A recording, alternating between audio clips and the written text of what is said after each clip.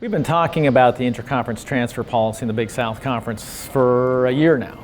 Really more than that, because obviously with the change in the NCAA transfer policy, it really stimulated a lot of conversation. Certainly we saw that nationally with a lot of conferences changing their policies.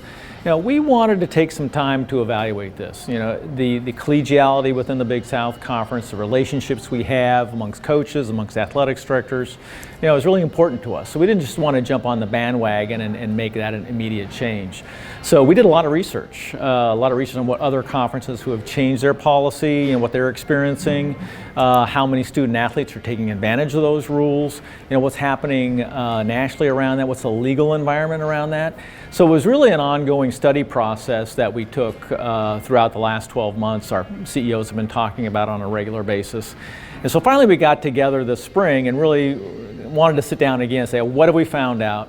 Well, what are we looking at? What are our concerns around continuing with the policy? Should there be additional waivers or exemptions to the policy we may want to think about?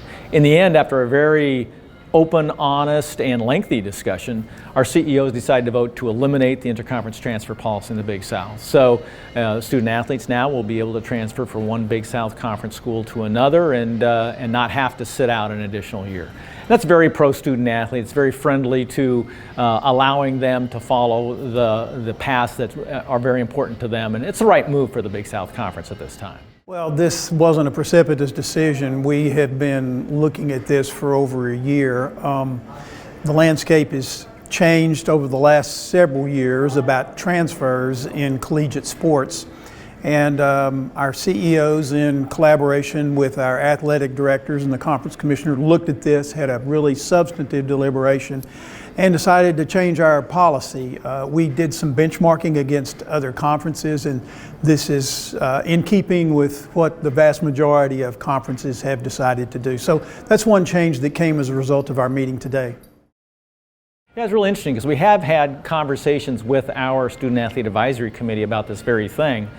And their position initially when we first started talking about it was, well, we're not so sure we're in favor of this, because they understood, what potentially could happen. We don't want to have poaching going on within the conference, from one roster to the next. We want to, savor our relationships and the collegiality that we have. But as we went on, and we've seen this with coaches as well, our student athletes began to move more towards, maybe we need to go this direction as well. So I think ultimately our Student Athlete Advisory Committee is in support of making the change, and it's the direction things are going. I think a main factor was we looked at the pros and the cons and various scenarios, but again the landscape is changing and the times change, and we changed with them. And we thought there was more benefit to doing this than retaining it, and so we're moving forward with it. There was enough faith, I think, on the part of our presidents and our athletics directors that any issues that may come up we can work through, because we do have great relationships in the Big South Conference.